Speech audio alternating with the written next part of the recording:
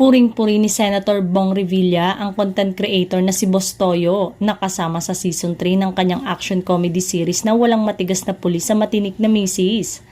Natural na natural daw si Boss Toyo pagdating sa pag-arte sa harap ng kamera, kaya hindi raw sila nagkamali sa pagkuha sa vlogger businessman para sa pagbabalik ng walang matigas na pulis sa matinik na misis. Actually, maraming nag-o-offer sa kanya, kababayan natin. Magaling na artista, first time niya, natural na artista. Hindi siya magiging isang Boss Toyo kung hindi siya magaling kumonek sa mga tao. Nagba-vlog ka, ipinaliwanag mo ang message na gusto mong iparating sa kanila. Ibig sabihin yon, may puso ka at may utak ka, ang paglalarawan pa ni Senator Bong patungkol kay Boss Toyo. In fairness, may offer din pala ang content creator na lumabas sa FPJ Batang Quiapo ni Coco Martin.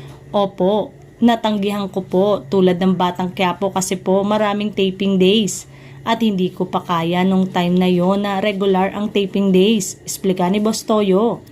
Pero nang alokin daw siya ni Senator Bong na mag-join sa Season 3 ng walang matigas na pulis sa matinik na misis na mapapanood pa rin sa GMA7 ay napao agad siya.